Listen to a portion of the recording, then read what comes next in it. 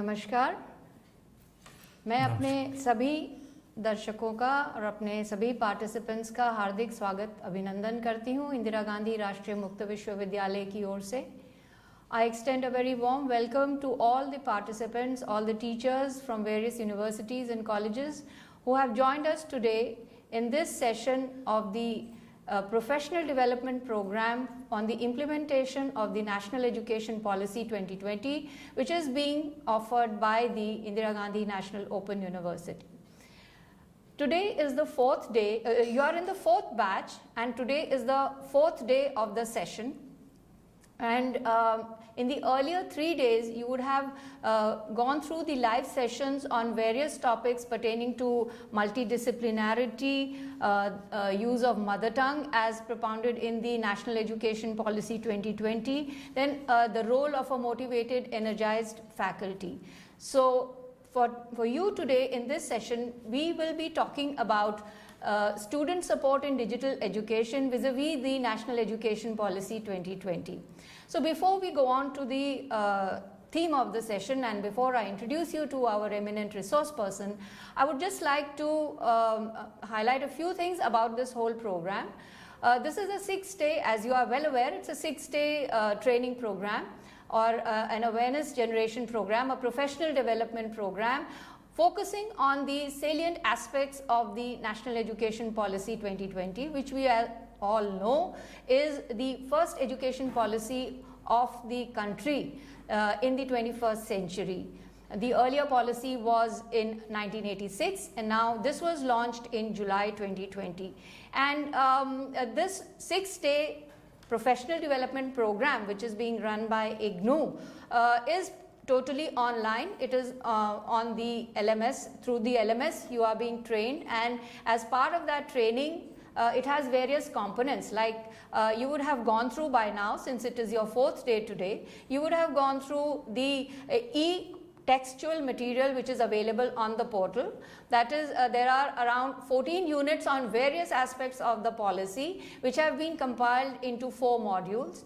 Alongside that, we have large number of videos which have been prepared by eminent experts in the field of education, technology and diverse areas. So I'm sure you would be watching those videos as well. And from today onwards, you would also be taking part in the multiple choice questions which are offered on the platform, and on the final day, that is the 6th day, you would be required to complete the assessment, the final assessment, which has 70% weightage. That is the assignment and the questions associated with that which you would be required to answer. However, the minimum duration is 6 days and we expect that you would complete the program in 6 days, but you are given additional 3 days, that is till the 25th you can complete the program. That is, you can answer the multiple choice questions and also complete your assignment in order to get the certificate of completion.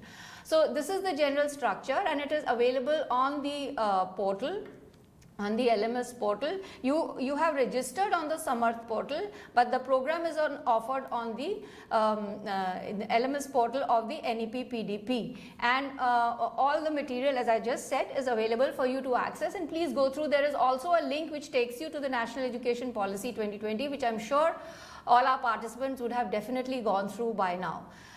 So coming to the session today, friends, I would just like to briefly tell you that and of course I'm sure you all are well aware that the policy is kind of the overarching goal and principle of the policy is to provide holistic, inclusive, quality education, and various new dimensions have been added to so that the values of lifelong learning are imbibed, along with the 21st century skills are also fostered, a commitment to sustainable development, to the holistic development of the individual through education and learning. That is what the policy postulates and formulates, and it has given us a framework to for the education, the policy planners, the educationists, the teachers, all of us to get together and implement the recommendations of the policy. Now, how do we go about that? That has been highlighted in the policy, and this program also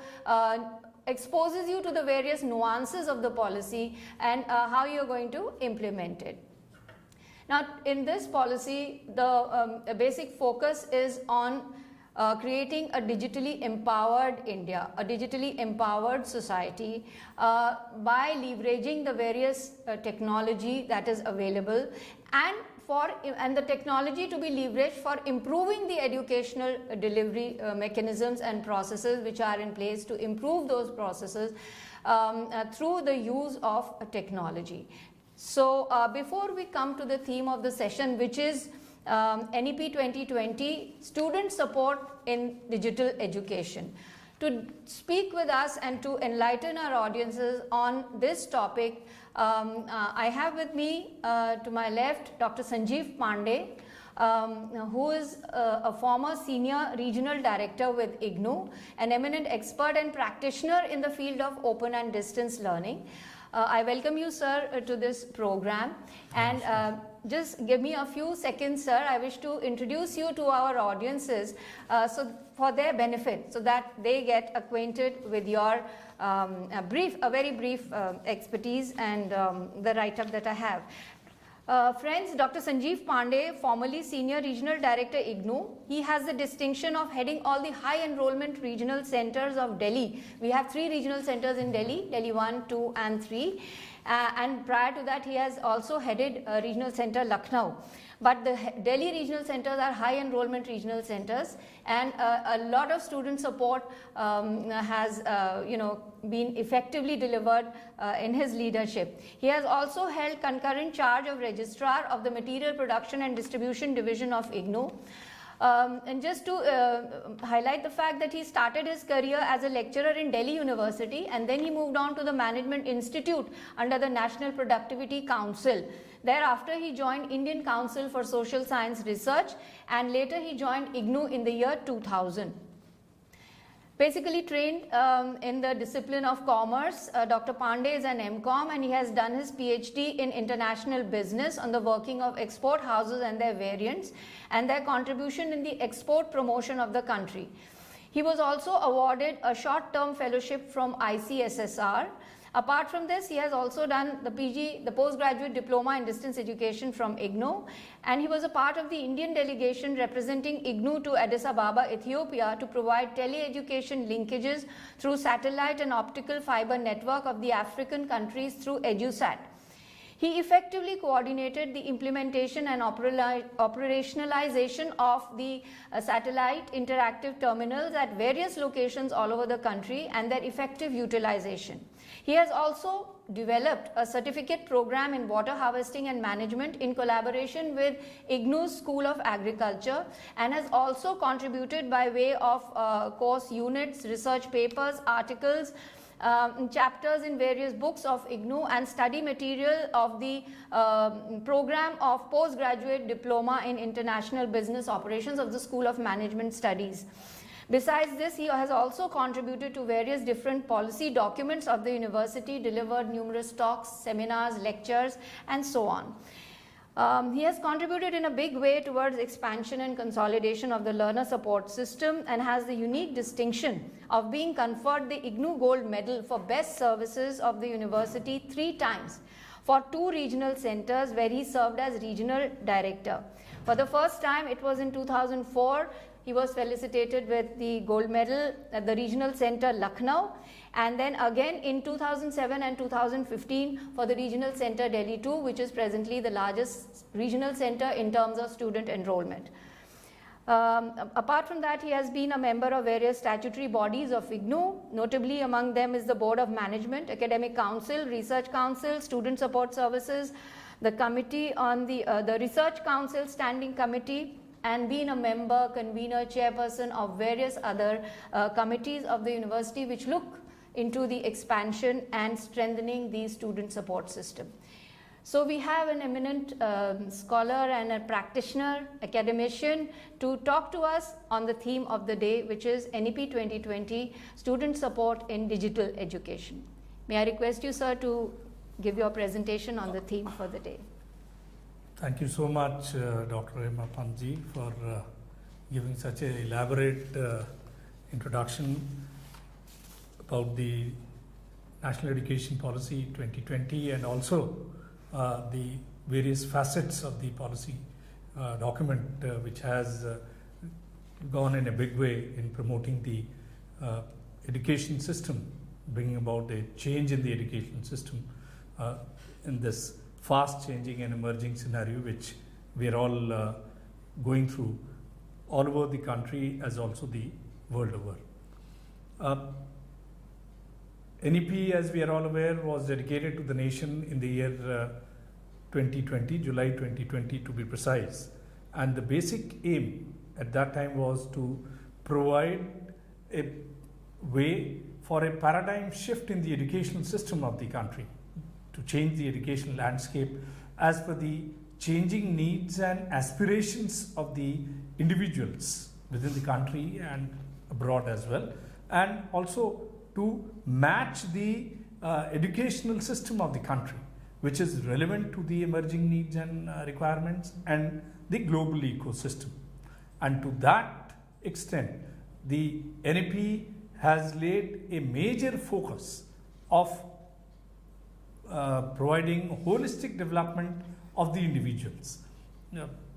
This is being made possible by providing extra thrust in the areas such as creating that sense of more understanding about the critical thinking, more understanding about the awareness about not only self but also about the environment which we are working, and also the way in which we respond to the changes that are taking place.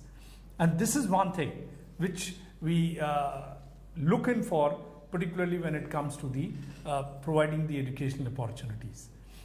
Catering to the vast heterogeneous body of learners within the country and abroad, the policy documents specially lays emphasis on the role and importance of the open and distance education system.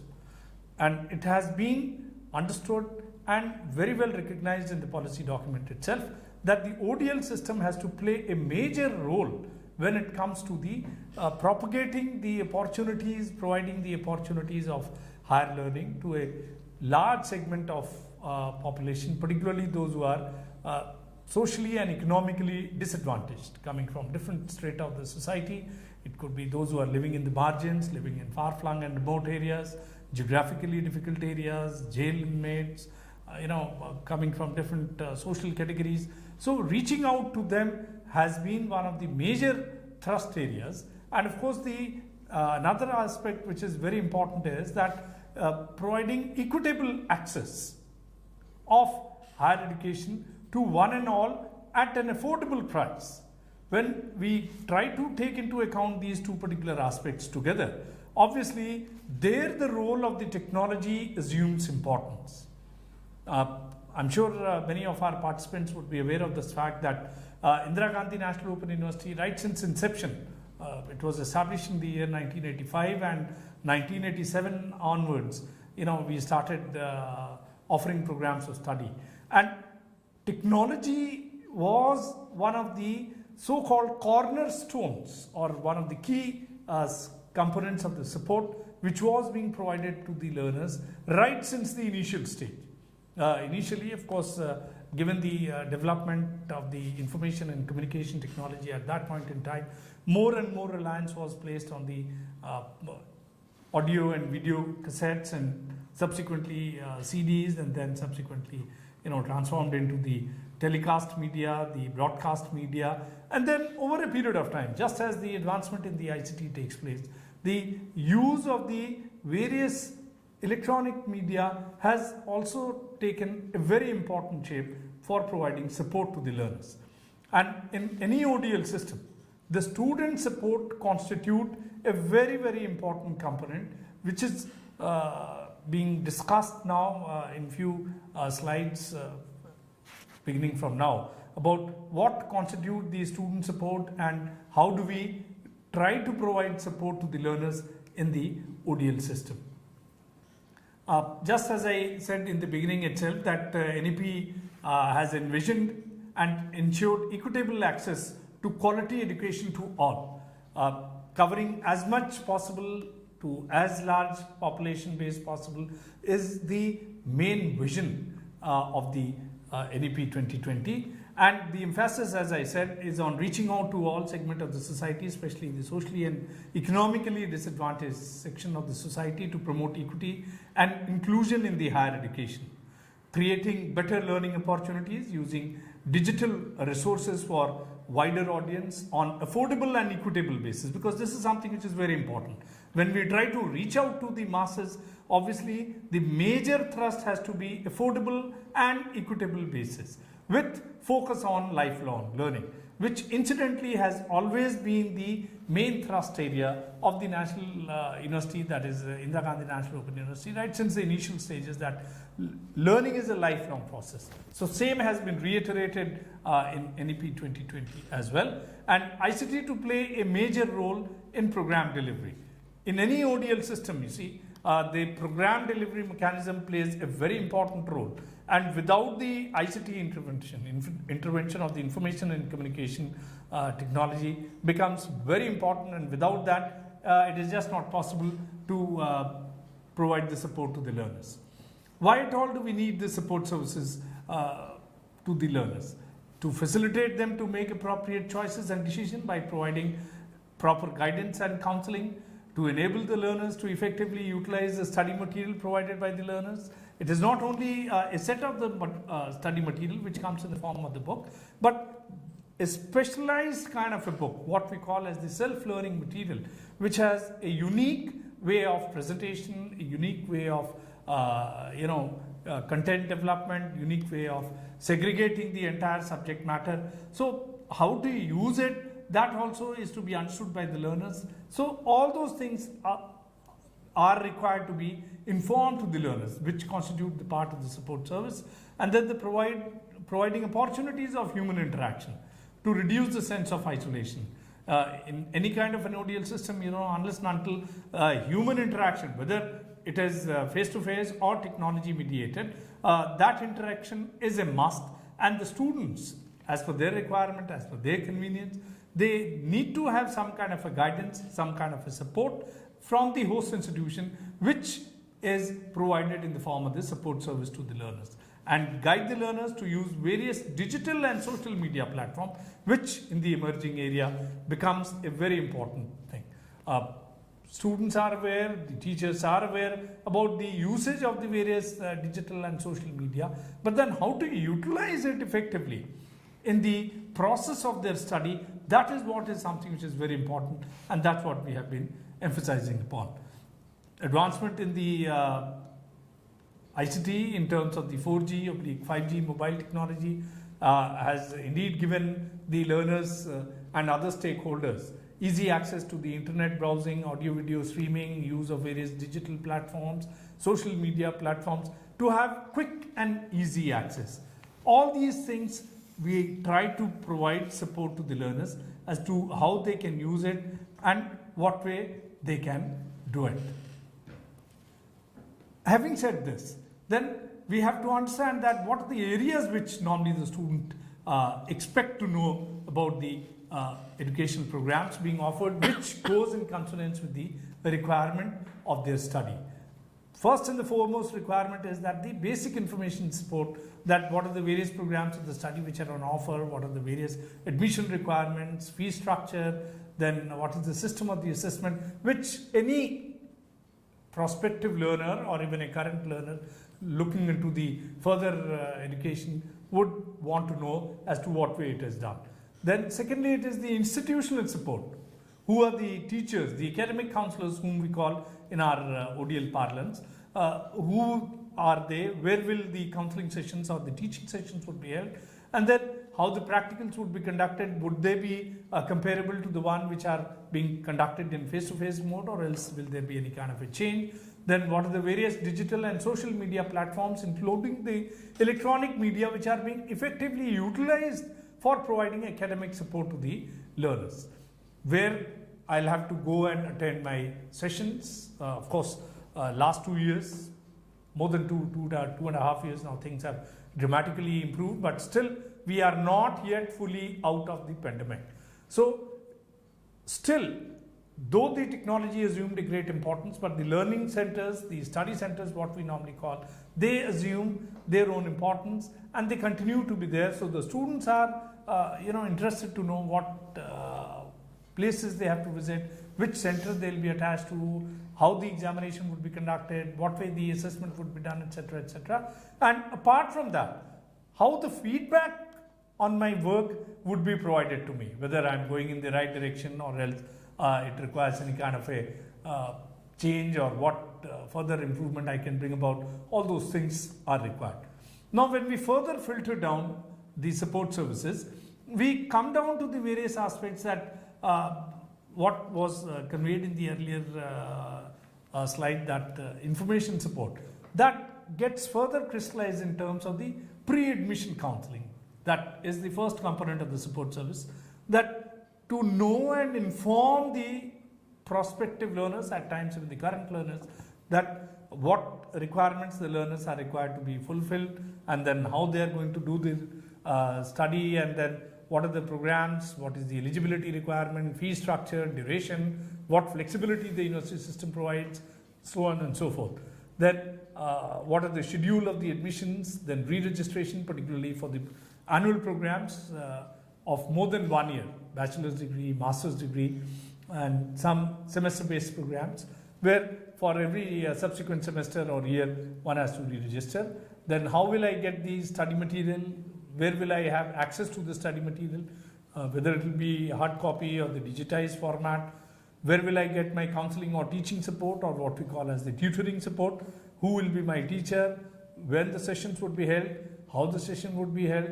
Apart from that, the assignment component, the project component, dissertation, which constitute a very, very important aspect, the workbook, evaluation system, etc., etc. All these things, the students have this keenness to know how they are required to be done, and then what way the various digital platforms or social media platforms, including the electronic media, is being effectively utilized for providing support to the learners, including in the examination and evaluation.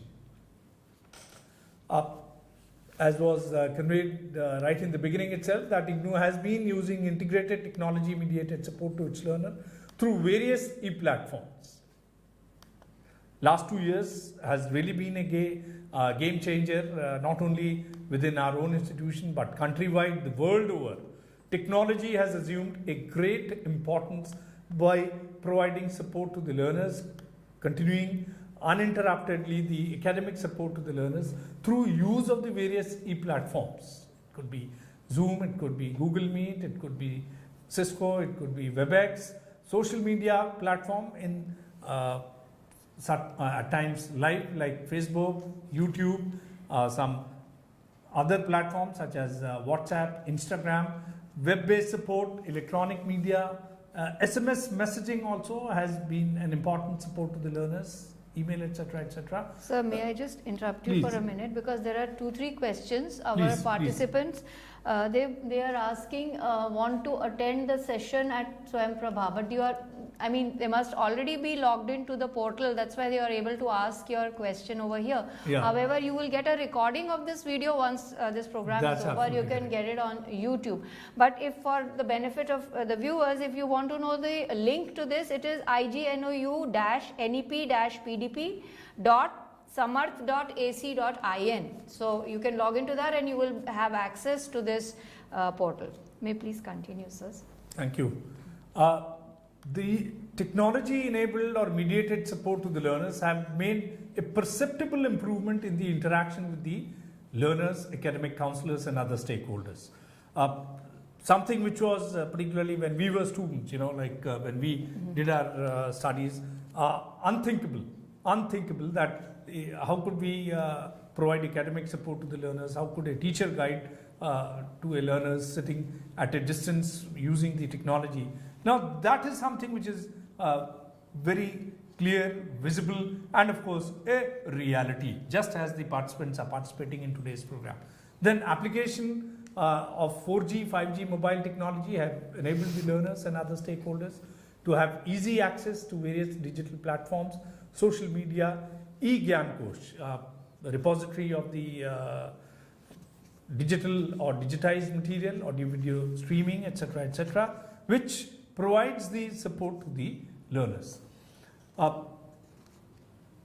Some of the major initiatives that has been taken by the university at Indira Gandhi National Open University, I'm basically talking about that we have taken to provide the academic support to the learners, and SMS has been extensively utilized to, it's a kind of a one-way communication to the learners, but it gives them the update about the various aspects about the admission related matters, the confirmation of admission, distribution of study material, the induction program, all these activities, which constitute a part of the support service to the learners, commencement of the counseling session, the schedule, conduct of the program, then how the assignments are to be submitted, when they are to be submitted, what are the deadlines, all these things, including the placement opportunities, SMS has been extensively utilized. Despite the advancement, the changes that are taking place, SMS continues to be one of the most important support to the learners in terms of transmitting short messages about the various aspects of the program delivery. Use of web-based support or social media platform. Web-based, whether it is dynamic or static support, also assumes a very important thing, that what are the different programs, everybody wants to look into the so-called website of the university, everybody wants to look into the Facebook page of the university, the Twitter handle of the university, what all is being initiated, what are the new developments that are taking place. So on a regular basis, some information are dynamic in nature that keep on changing, keep on getting updated. Some remain static for a particular period of time, that this is what is the schedule. Say for example, your assignment questions, your assignment component, they would remain static, that okay, for a particular session these things are there. So that is how different programs on offer, what are the different admission cycles, the result, grade card status, downloads about the various aspects on assignments, past year question papers, various formats which are being uploaded for the learners to facilitate them in the process of their studies, because many times we have experienced and found that students get bogged down not by the academic content but by the procedural requirements which they have to comply with, particularly when it comes to the completion of the program. So how is it to be done, what way it is to be done, all those things we have tried to upload on the website of the university, including the regional centers. Links have been provided all over the country, so that the student can get facilitated, and most importantly placement opportunities which are available. IGNOU is one of the front runners in terms of in the ODL system to provide placement information and also provide placement opportunities, and large number of learners having completed their program of study from IGNOU are being regularly placed. Large number of organizations, institutions, they approach us for placement related matters, and of course students have been successfully utilizing this support from the university for their placement and other related एक minute service. आपको Please. और ये रोकूंगी sir, यहाँ जी। पर कुछ फरमाइश है कि बाइलिंगुअल इसको अच्छा, ठीक है, ठीक है, बाइलिंगुअल कर देंगे जी, थैंक यू, बाइलिंगुअल कर देंगे। I am sorry, I should have done it. और ये जो ये हमारी नेशनल एजुकेशन पॉलिसी है, ये राष्ट्रीय शिक्षा नीति, वो भी इस पे जोर देती है, भाषा पे जरूर, तो क्योंकि काफी हमारे दर्शक जी हैं, जी नहीं बस इसको करेंगे। शुरू से ही विश्वविद्यालय का प्रयास रहा है कि जो हमारा स्टूडेंट सपोर्ट है, जिसको हम बोलते हैं विद्यार्थी सेवा, वो बहुत ही जिसको रोबस्ट कहेंगे, बहुत सशक्त रहा है। और प्रयास हमेशा ये रहा है कि शुरू से, जैसे हमने बताया कि एडमिशन लेने से पहले से लेके कार्यक्रम पूरा करने और प्लेसमेंट तक स्टूडेंट को, हम विद्यार्थी को, शिक्षार्थी को हर प्रकार, हर संभव उनको हम सपोर्ट प्रोवाइड करते हैं। और जैसा शुरू में भी बताया, डॉक्टर हेमा पंत जी ने भी कहा कि NEP 2020, राष्ट्रीय शिक्षा नीति 2020 के अनुरूप विश्वविद्यालय ने बहुत सारे इनिशिएटिव्स लिए हैं, कि किस प्रकार से शिक्षार्थियों को हम लोग अपनी सेवाएं प्रदान करेंगे, जिससे कि उनके अपने जो लर्निंग एक्सपीरियंसेस हैं, उनकी जो एक्टिविटीज़ हैं, उनके जो और अलाइड एक्टिविटीज़ हैं particularly related to their studies, वो पूरी तरह से संभव हो सके।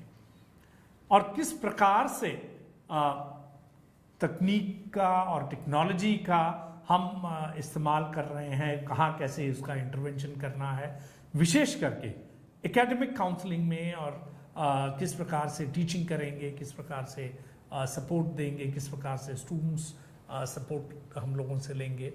आप में से बहुत सारे लोग जानते होंगे कि विशेष करके पिछले 2 वर्षों में विश्वविद्यालय ने 100% काउंसलिंग जो टीचिंग था उसको ऑनलाइन कर दिया था इस कोरोना महामारी के चलते। और assignment submission, project submission, workbook submission, वो सब कुछ हम लोगों ने ऑनलाइन कर दिया था। तो वो ऑनलाइन कैसे हो सके, किस प्रकार से हो सके, उसके लिए हमने टेक्नोलॉजिकल इंटरवेंशन को और स्ट्रेंथन किया और रोबस्ट किया। और अभी भी मेजर प्रोपोर्शन जो है हमारा काउंसलिंग का ऑनलाइन हम लोग करा रहे हैं और स्टूडेंट्स को एक सपोर्ट दे रहे हैं। और सबसे बड़ी खूबी और विशेषता इसकी होती है, विशेष करके वो कार्यक्रम जो क्षेत्रीय केंद्रों द्वारा प्रसारित किए जाते हैं या इग्नू मुख्यालय द्वारा प्रसारित किए जाते हैं और फेसबुक या यूट्यूब पे चलते हैं, उसकी रिकॉर्डिंग भी उपलब्ध होती है। जरूरी नहीं है कि बहुत सारे स्टूडेंट्स जिस समय इस समय कार्यक्रम चलते हैं वो उसको अटेंड कर पाएँ अपनी विविध प्री ऑक्यूपेशंस की वजह से, लेकिन बाद में चूंकि यूट्यूब से हम सभी लोग भली भांति परिचित हैं और उसका किस प्रकार से अच्छा इस्तेमाल कर सकते हैं, उसके माध्यम से हम लोग इसके बारे में वो सारी सूचनाएं और वो सारी बातें स्टूडेंट्स को बताते हैं और वही चीज स्टूडेंट उसको देखते हैं। कैसे हमने क्या किया, अब देखिए ये जो सबसे इम्पोर्टेंट एस्पेक्ट है कि टेक्नोलॉजी का इस्तेमाल सपोर्ट में कैसे करें। जैसे कि राष्ट्रीय शिक्षा नीति ने ये बल दिया है, ये जोर दिया है कि ज़्यादा से ज़्यादा लोगों तक हम पहुँचे। We try to reach out to the vast segment of the population which is heterogeneous body of learners drawn from different strata of the society, having different background, region, religion, areas, majority being educationally disadvantaged, economically disadvantaged, और उसमें बहुत सारे ऐसे भी लोग हैं कि जिनको हम लोग मार्जिन पे रहते हैं। तो किस प्रकार से उन तक हम पहुंचे उसके बारे में भी टेक्नोलॉजी का बहुत ही अच्छे ढंग से हम लोगों ने इस्तेमाल किया है। जो स्टडी मटेरियल है, hard copy of the study material हम लोग देते ही हैं, लेकिन उसको हमने डिजिटाइज्ड किया, उसका सॉफ्ट वर्जन किया है और इग्नू के वेबसाइट पे एक लिंक है ई ज्ञान कोश का। जिस कार्यक्रम में किसी ने प्रवेश लिया है उस कार्यक्रम का जो स्टडी मटेरियल है उसका सॉफ्ट कॉपी या digitised version is available on the link of the e Gyankosh. जब तक स्टूडेंट्स को स्टडी मटेरियल नहीं मिलता है, हम लोग हमेशा कहते हैं कि भाई ये डिजिटाइज्ड एसएलएम जो है it is available and you must try to go through it till you receive the study material. A very important aspect which I would like to inform to all our participants here that IGNOU offers 15% fee concession also to the students opting for digital study material. तो फी concession भी हम दे रहे हैं जिसमें कि थोड़ा सा और इनकरेजमेंट मिले स्टूडेंट को कि किस प्रकार से ये ई ज्ञान कोश के माध्यम से आप इसको ले सकते हैं। अपार्ट फ्रॉम ई ज्ञान कोश आपका ऐप बेस्ड जो है एक हम लोगों का एक इग्नू का ऐप है जो इग्नू ई कंटेंट के नाम से जाना जाता है, उसमें भी हमारे जो स्टडी मटेरियल है वो उपलब्ध है and the student need not to go to laptop और open a laptop or open a computer, sitting at home while working, etc., like one can always access, केवल उसको download करना and you can access your study material whatever you want to. Academic counseling, which is an important part of the support to the learners, is something which is very important and crucial. Most of the other things which we discussed, particularly providing pre-admission counseling, is important, but equally important is the academic counseling support to the learners. And as I told you in the beginning itself and during the process as well, that जो teaching support होता है, जिसको हम tutoring बोलते हैं, वो किस प्रकार से ऑनलाइन किया जा रहा है, वो कैसे हम लोग डिफरेंट मीडिया को इस्तेमाल कर रहे हैं, खास करके हमारे जो ऑनलाइन और डिजिटल मीडिया है, जो ऑनलाइन प्लेटफॉर्म्स हैं, चाहे गूगल मीट हो, चाहे जूम हो, चाहे वेबएक्स हो, चाहे सिस्को का हो, सब जगह इसको हम लोग कर रहे हैं. और इसका जो शेड्यूल है वो normally gets uploaded on the website of the respective regional centres and the students are informed about it that ये शेड्यूल है. और उसके लिए स्टडी सेंटर वाइज जैसा भी सेग्रीगेशन होता है या जिस प्रकार से करते हैं, बहुत सारे क्लस्टर काउंसलिंग भी हम लोगों ने कराई है. खास करके ये हम लोगों ने इनिशिएट किया था दिल्ली के क्षेत्रीय केंद्रों में, जहाँ पे कि स्टूडेंट की संख्या अगर बहुत ज़्यादा नहीं है तो 3-4 क्षेत्रीय केंद्रों को मिला करके, 5-6 क्षेत्रीय केंद्रों को मिला करके उनका एक सोर्स के माध्यम से, चाहे वो एक रीजनल सेंटर के माध्यम से, एक टीचर के माध्यम से, we are able to reach out to those students whether residing in Delhi और else residing in Rajasthan, residing in Uttar Pradesh, Madhya Pradesh, any part of the country, depending upon the type of the program in which the clustering of the student has taken place, so as to ensure that the support to the learner is provided. इसमें ही बहुत सारे जो हमारे कार्यक्रम हैं, खास करके counselling वाले, वो सोशल मीडिया प्लेटफॉर्म पे, कम लोग इससे परिचित होंगे या वो होंगे जिसको कि फेसबुक और यूट्यूब के माध्यम से भी हम लोग अपने कार्यक्रम को लाइव प्रसारित करते हैं. उसमें स्टूडेंट्स टीचर्स को देख सकते हैं, और टीचर्स अपना, चाहे वो विश्वविद्यालय की हमारे अपने स्कूल की फैकल्टी हो या हमारे जो सपोर्ट करने वाले जो टीचर्स हैं, जो एकेडमिक काउंसलर्स हैं, जो विभिन्न संस्थाओं में काम कर रहे हैं, वो लोग हों, वो टीचर्स भी जब संख्या बल स्टूडेंट्स की ज़्यादा होती है, when we have a large number of students, we utilise the services of the platform, social media platforms like Facebook and YouTube. Instagram के माध्यम से, व्हाट्सएप के माध्यम से भी हम स्टूडेंट्स का छोटा छोटा ग्रुप बना करके स्टूडेंट्स को हम लोग इन्फॉर्म करते हैं. स्टडी सेंटर्स वाले अपना ग्रुप बना लेते हैं, कुछ स्टूडेंट्स आपस में अपना ग्रुप बना लेते हैं कि उनके क्या एक्टिविटीज़ होंगी, किस प्रकार से वो लोग करेंगे, कैसे करेंगे. And that gives an instant platform which provides an opportunity to the learners to get the required academic and other allied support. Apart from this, स्वयं प्रभा और ज्ञान दर्शन टेलीविजन चैनल, स्वयं प्रभा आप लोग भली भांति परिचित होंगे. ये कार्यक्रम का नियमित प्रसारण होता है और इग्नू इसका एक नोडल ऑर्गेनाइजेशन है मिनिस्ट्री ऑफ एजुकेशन का, जो कि स्वयं प्रभा चैनल के सभी कार्यक्रमों का संचालन इग्नू के माध्यम से होता है.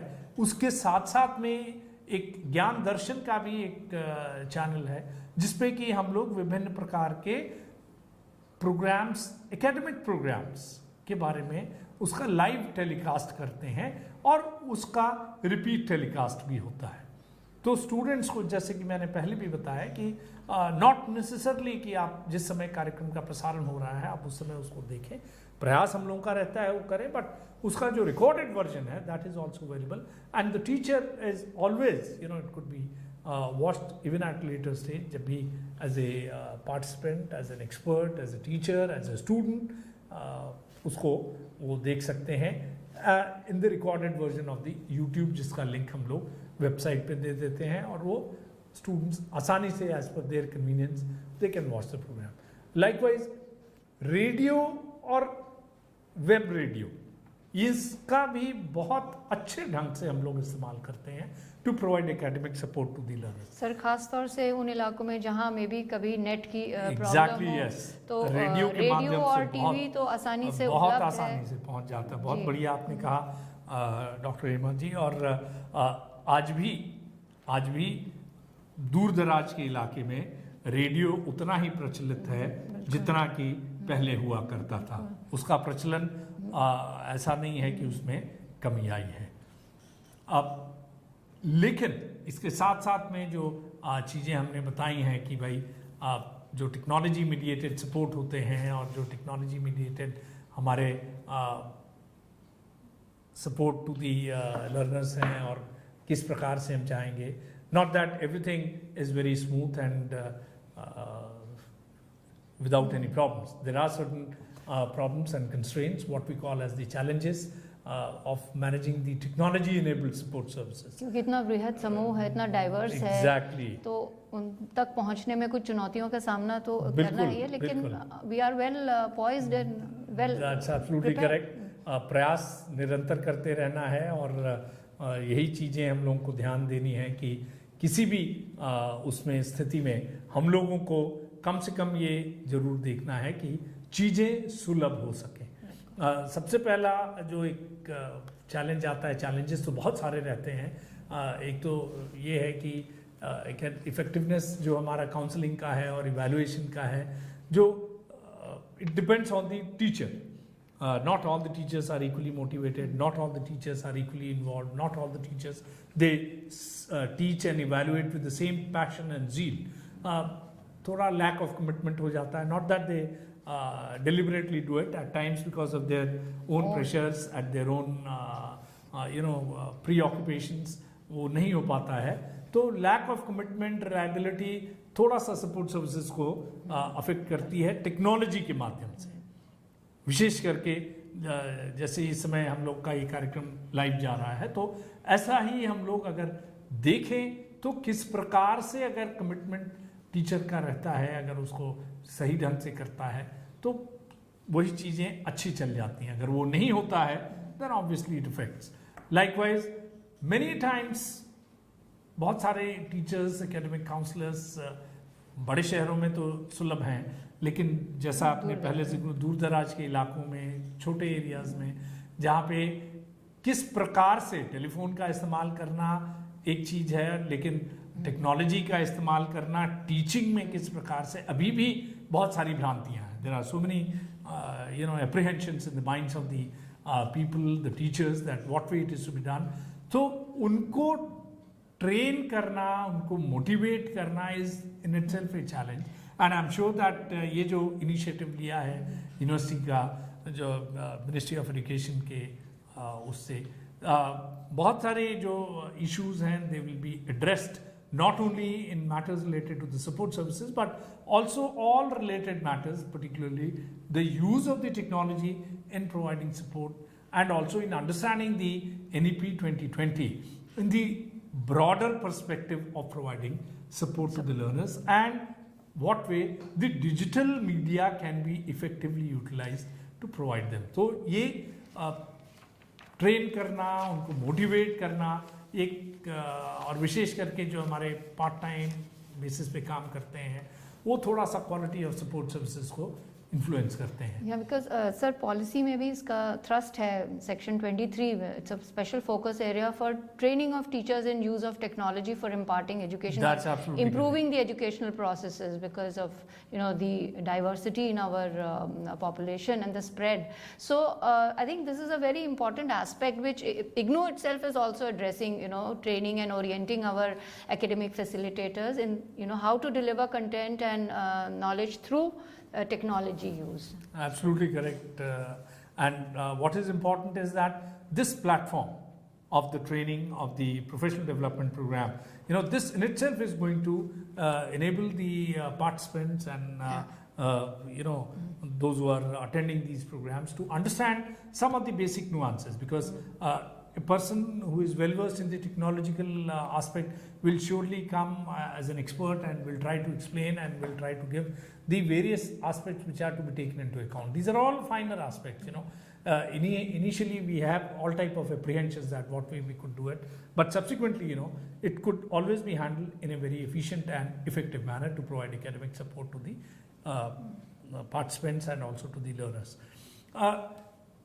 Despite all the advancement, of course, infrastructural facilities, including the required hardware to support the latest software and other technological support, that itself becomes a major impediment for us.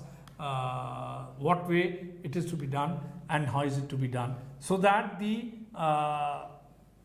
जो सिंक है हार्डवेयर का और software का, वो थोड़ा सा challenging हो जाता है कई बार, और उसको चाहते हुए भी एड्रेस करने में थोड़ा सा मुश्किल हो जाता है.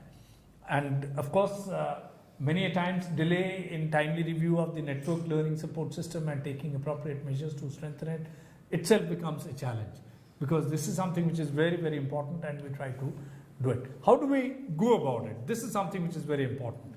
You know, efficacy of the delivery mechanism greatly depends not only on the efficient modes of the providing support services, but also on the individuals who in majority of the cases are not full-time staff of the university. You know, there is a distinct different, our commitment to the host institution, to the parent organization where we are working will be definitely much more. And when I am teaching on a part-time basis to some other institution, my commitment would be definitely be affected.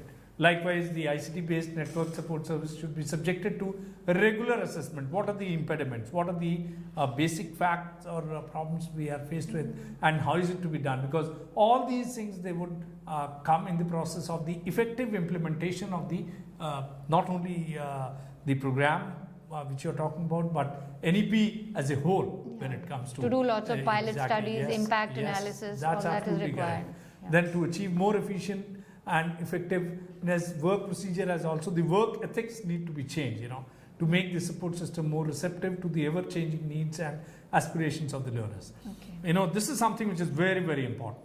And we as an ODL practitioner should develop a professional approach to effectively harness the ICTs in providing support to the learners, which at times are unique and are to be handled differently. This is something which is very, very important, and if we are able to understand this, I'm sure that we'll be in a much better way to get the better understanding about the various aspects related to the support and the importance of the support services in utilizing the technology mediated support to the learners, and also the importance which has been attached by the NEP 2020. So this is all I feel that in a nutshell we had to say. If there is something we can discuss, otherwise we can continue. Thank you so much, sir, for that very elaborate and a very precise presentation on the theme. We'll be back with the learners for the question answer session in a few seconds. Thank you.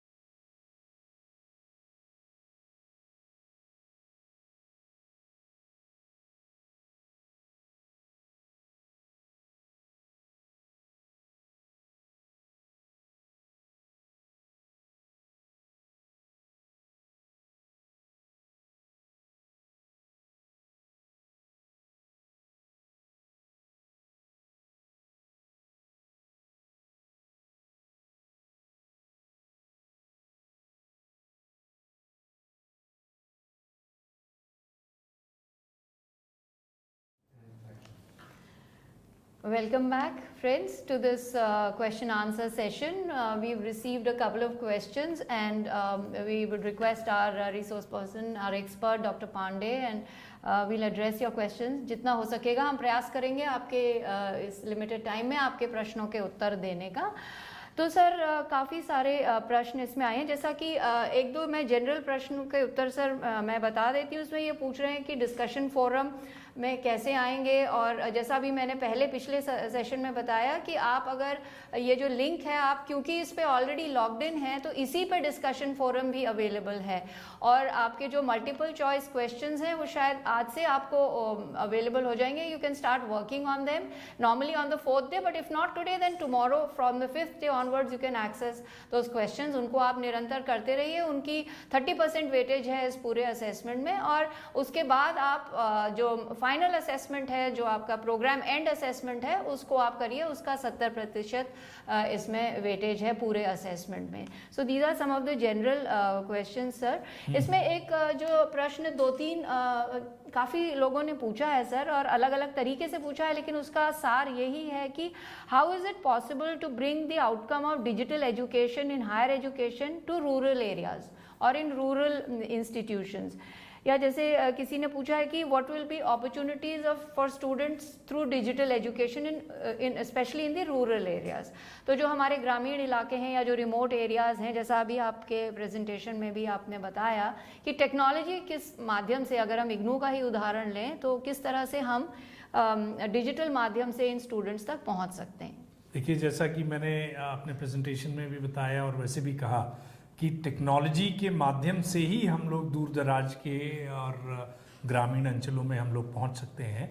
आज की तारीख में हम सभी लोग इस चीज़ से भली भांति परिचित हैं कि मोबाइल सेवाएं जो हैं वो दूर दराज तक पहुंची हुई हैं, और जिसका जिक्र हमने उसमें भी किया था कि 3G, 4G, 5G भी अब तो लॉन्च हो चुका है। तो उसके माध्यम से जो इंटरनेट ब्राउजिंग की सुविधा है वो उपलब्ध हो जाती है, नंबर 1। नंबर 2, लाइव सेशन आप ना कर पाएँ उसमें कोई परेशानी नहीं है, रिकॉर्डेड वर्जन को भी हम लोग तकनीक के माध्यम से उसको देख करके उसको समझ सकते हैं और उसके माध्यम से हम लोग वो कर सकते हैं। ये जरूर है कि धीरे धीरे प्रयास करते करते चीज़ें सुलभ हो जाएंगी, और हुई हैं। जो चीज़ एक समय में बिल्कुल असंभव सी लगती थी, आज की तारीख में हम लोग यहाँ दिल्ली में बैठे हुए पूरे देश भर में लोगों को एड्रेस कर रहे हैं। This is all because of the technology, and it is not that we are addressing the participants only in bigger towns or in bigger cities, but participants are there from far-flung and remote areas, and this has been made possible only by the use of the technology. Initial glitches जरूर होते हैं, initial परेशानियां रहती हैं, वो रहेंगी, लेकिन इसके बिना टेक्नोलॉजी के बिना लोगों तक पहुंच पाना ये बहुत मुश्किल है, और इसी वजह से टेक्नोलॉजी पे विशेष बल दिया गया है राष्ट्रीय शिक्षा नीति 2020 में, और यही सभी संस्थाओं से, Indira Gandhi national open university तो एक नेशनल लीडर है ही, सभी प्रकार की संस्थाओं को ये कहा गया है, उनको बल दिया गया है कि टेक्नोलॉजी का अधिक से अधिक इस्तेमाल करें, जिससे कि ज़्यादा से ज़्यादा लोगों तक हम लोग पहुंच सकें। सर, एक और प्रश्न है, इसमें पूछ रहे हैं कि can we expect NEP 2020 to take India to global standards in the education system? In fact अगर हमारे पार्टिसिपेंट्स ने पढ़ा होगा तो NEP 2020 का बेसिक जो थ्रस्ट है वो वही है कि कैसे इंडियन एजुकेशन सिस्टम को हम लोग रेलेवेंट बनाएंगे इमर्जिंग नीड्स और of the society, nation and world as a whole, और उसको कैसे हम लोग मैच करेंगे ग्लोबल इकोसिस्टम पे। एक छोटा सा उदाहरण मैं देना चाहता हूँ। बहुत सारे हमारे यहाँ पे शिक्षार्थी, खास करके फिर से वही एग्जाम्पल देता हूँ, जो कि अंग्रेजी भाषा में, खास करके those who are living in far flung and remote areas और जियोग्राफिकली डिफिकल्ट एरियाज, जो उसमें अंग्रेजी भाषा में नहीं कर पाते हैं और उन कारणों से वो नहीं कर पाते। यही राष्ट्रीय शिक्षा नीति ने बल दिया है कि अपना जो रीजनल लैंग्वेज है उसका हम ज़्यादा से ज़्यादा प्रयोग करें, और अभी कुछ समय पहले हिंदी भाषा में एक राज्य में वहाँ पे मेडिकल की पढ़ाई के लिए वो कार्यक्रम प्रारंभ किए गए थे।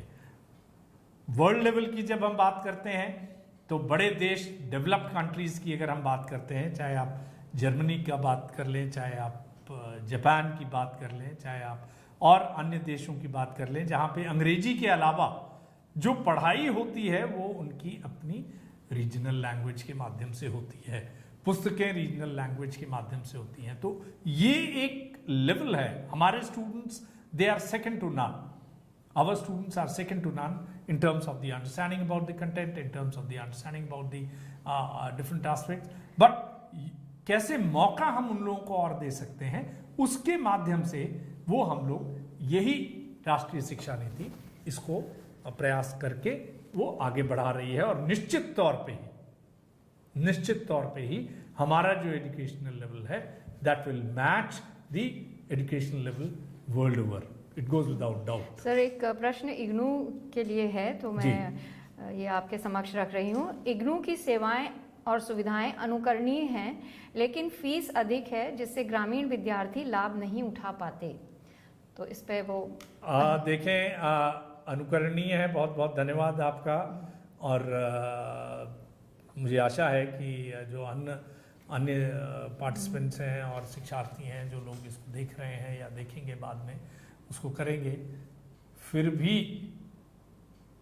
जो राष्ट्रीय शिक्षा नीति 2020 की है कि offering programmes of study at affordable price, IGNOU कार्यक्रमों की फीस आज भी is one of the most economical, सबसे सस्ते संस्थाओं में सबसे सस्ते फीस के संदर्भ में हम लोग देते हैं और सुविधाएं सबसे अच्छी देते हैं, वन ऑफ द बेस्ट। और यही कारण है कि हमारे शिक्षार्थियों का जो संख्या बल है वो लगातार बढ़ता चला जा रहा है। हजारों से लेकर के आज लाखों में 30 लाख 34 लाख से अधिक शिक्षार्थी हमसे जुड़े हुए हैं और लगभग इतनी ही बड़ी संख्या में स्टूडेंट पास आउट कर चुके हैं जो हमारे एल्यूमनी हैं। तो लगभग करीब 70-80 लाख लोग हमसे जुड़ चुके हैं और हमसे कर रहे हैं। तो ये अपने बात में एक बहुत बड़ा द्योतक है कि कैसे हम अफोर्डेबल प्रोग्राम्स को ऑफर कर रहे हैं। और यही एक मुख्य उद्देश्य है हमारे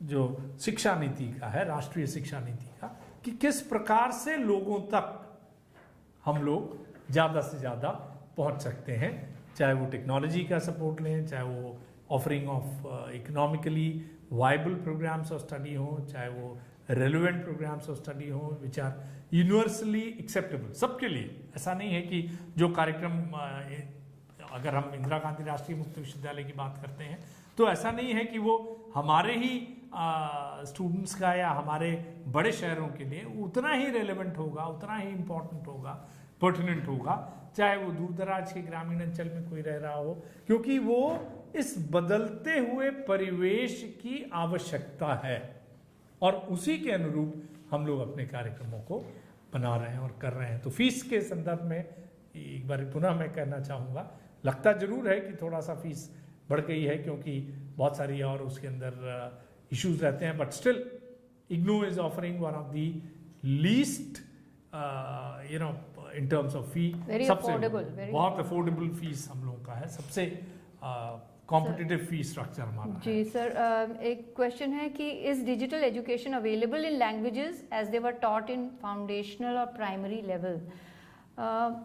इसमें देखिए लैंग्वेजेस में जो फाउंडेशन और उसमें कर रहे हैं इसमें बिल्कुल किया जा रहा है। और विशेष करके अगर हम बात करें तो अन्य जो क्षेत्रीय केंद्र हैं, खास करके जो दूसरे भाषा के हैं क्षेत्रीय केंद्र, वहाँ पे इसका कार्यक्रमों का प्रसारण हो रहा है और उनकी अपनी भाषा में हो रहा है।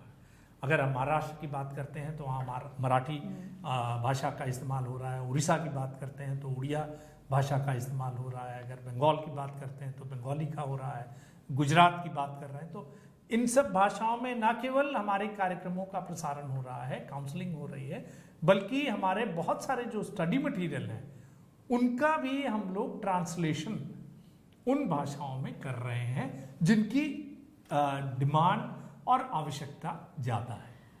सर, तो उसके अनुरूप कर रहे हैं। जी सर, जैसे ये पॉलिसी में भी इसकी चर्चा है, जो एक दीक्षा प्लेटफॉर्म है जो ये इसमें स्कूल एजुकेशन के लिए पर्टिकुलरली इसमें 36 भाषाओं में कंटेंट अवेलेबल है for teachers and students, and it's been developed by the National Council for Educational Research and Training, and it's launched by the Ministry of Education, Government of India. So और इसमें दिव्यांगन के लिए भी जो है for children with special needs, उनके लिए भी स्कूल लेवल का जो है कंटेंट फॉर टीचर्स स्टूडेंट्स वो अवेलेबल। तो मतलब ये प्रयास है कि हम हर प्रकार के जो डिसएडवांटेज स्टूडेंट्स हैं, जो डिसएडवांटेज पॉपुलेशन है, उन तक कंटेंट, डिजिटल कंटेंट के माध्यम से शिक्षा को उपलब्ध कराएं। तो सर एक लास्ट प्रश्न हम इसमें ले लेते हैं कि वो पूछ रहे हैं कि is it possible to implement NEP 2020 absolutely without further discussions, if yes how? देखिए, इम्प्लीमेंटेशन तो हो रहा है, इम्प्लीमेंटेशन हो चुका है। अब बात हो रही है कि लोगों में ज़्यादा से ज़्यादा जागरूकता फैलाना। तो ये किसी को किसी प्रकार का कोई संशय, there shouldn't be any kind of a doubt. I would rather say iota of doubt that NEP 2020 has it been implemented or not. It has been implemented countrywide for in all the educational institutions, whether at the school level or the higher education sector or technology or technological institution. Everywhere NEP is being effectively implemented. Number one.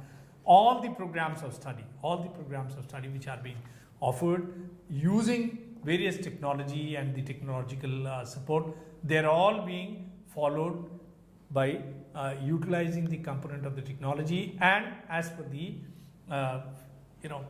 requirements given in the NEP 2020.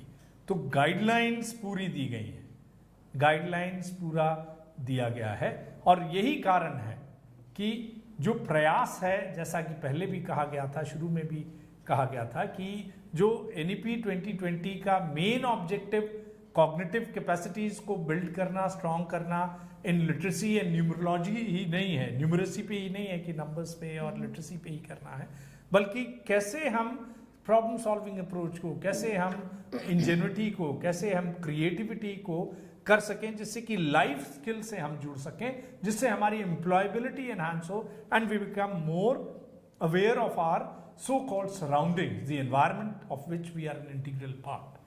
और यही इस NEP 2020 का मुख्य उद्देश्य है, और निश्चित तौर पे ही इसका जो क्रियान्वयन है वो अच्छे ढंग से हो रहा है और आगे इसको और इम्प्रूवमेंट ही मिलेगी। हम लोग इसी विश्वास के साथ को कर रहे हैं, and I am sure that जो भी हमारे पार्टिसिपेंट्स हैं, those will be participating in this programme, they have to have this kind of a commitment and understanding about it that yes, this is possible and it is being done like that. If we have time, then maybe we can just take another question. Please. That is, will NEP 2020's ICT implementation add pressure on students? There's no pressure at all. Last 2 years of pandemic, It will ease it out. It will surely ease out. And all of us as a teacher, as a student, as a learner, have understood what way the technology is, something which was unthinkable at least 2.5 years back, prior to the imposition of the lockdown in the country and prior to the pandemic of COVID-19. It was not thinkable. Of course, we were doing it, but the way in which whole hog 100% इसमें करेंगे, पूरी तरह से करेंगे, वो कोई नहीं समझ पा रहा था। बहुत सारे लोगों तक अभी भी लोग हैं कि बहुत सारा वर्ग जो है वो वंचित रह जाता है, लेकिन टेक्नोलॉजी के माध्यम से ही लोगों तक हम पहुंच पा रहे हैं। तो जब टेक्नोलॉजी की बात करते हैं और जिस प्रकार से हम ये कहते हैं कि भाई प्रेशर ऐड करेगा स्टूडेंट्स को, नहीं, आज का जनरेशन जो है वो टेक्नोलॉजी जिसको हम बोलते हैं टेक सैवी बहुत ज़्यादा हो गया है, डिजिटल नेटिव है आज का। Exactly, yes. हम लोग maybe at our age we are not so tech savvy, but a child of 4 years, 5 years, 6 years कितनी तेजी से वो काम करता है इज अनइमेजिनेबल। तो स्कूल जाने वाले शिक्षार्थी, कॉलेज में पढ़ने वाले विद्यार्थी, कहीं से किसी प्रकार का कोई उनके ऊपर बोझ नहीं आएगा। इनफैक्ट वो उनके लर्निंग प्रोसेस को सप्लीमेंट और कॉम्प्लीमेंट करेगा, और यही वजह है कि इस चीज को एनविसेज किया गया है अपने शिक्षा नीति में। और यही वजह है कि बहुत सारी संस्थाएं including the ODL system and the conventional system. They have made now एक तरह से हम जिसको बोलते हैं कि सैंडविच अप्रोच लिया है कि भाई थोड़ा टेक्नोलॉजी करेंगे, थोड़ा सा हम उसमें ये फेस टू फेस मोड लाएंगे और ब्लेंडेड अप्रोच उसको हम कहते हैं, वो आप लेके आएंगे और उसके अंदर दोनों को मिला जुला करके हम ये कराएंगे।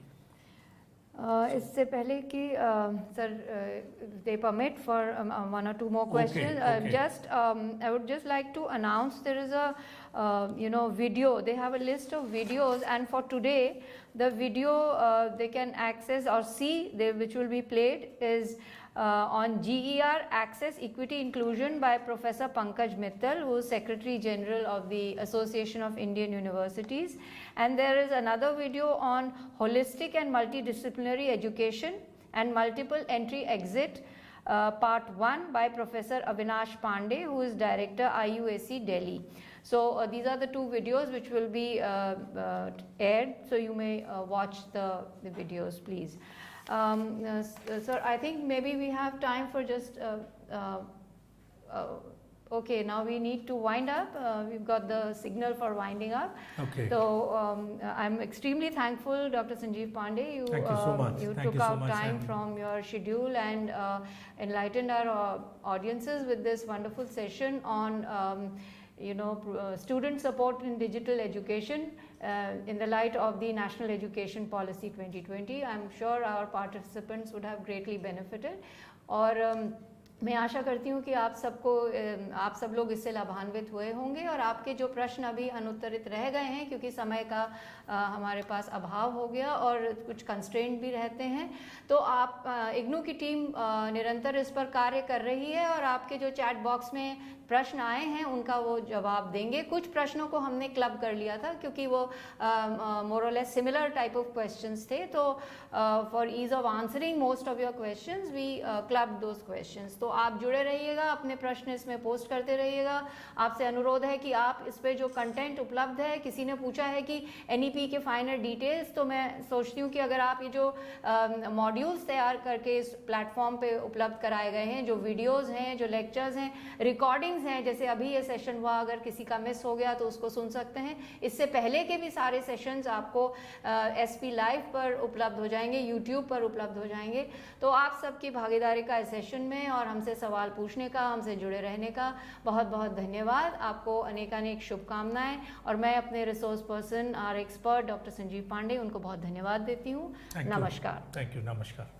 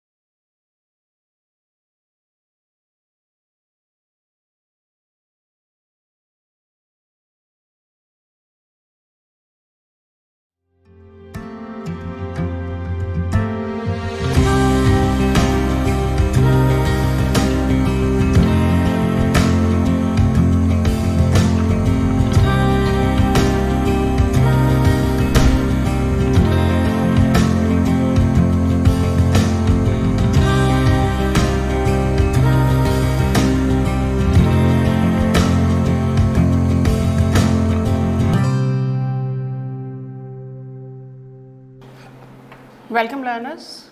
I am Dr. Pankaj Mittal. I am working as Secretary General Association of Indian Universities. In fact, only the second Women Secretary General of AIU in 97 years of its history. So today I will be speaking to you about access, equity and inclusion. As you all know that the National Education Policy, which has come after 34 years and is a very, very innovative, democratic and student-centric policy, it talks a lot about the access to higher education.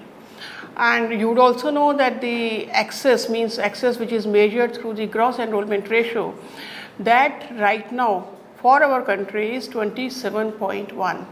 That means, what does that mean? It means that out of 100 students in the age group of 18 to 23, only 27 students are enrolled in higher education. That looks bad because many of the developed countries have something like 67%, 71%, 75% at the gross enrollment ratio. And India, which is the second largest higher education system of the country, I mean, it is sometimes very surprising that we are the second largest higher education system of the country with more than 1,000 universities, more than 4 crore students, 15 lakh teachers and something like 45,000 colleges, is still very low in terms of gross enrollment ratio, which is only 27.1 right now. So the National Education Policy, it spoke a lot about access, means access to higher education. It also spoke a lot about equity. When I say equity, means access to higher education across, say, geographical boundaries, across various social groups, across various areas like rural, urban or rich, poor or SC, ST or minorities or means border hill area universities. So the access and equity go hand in hand.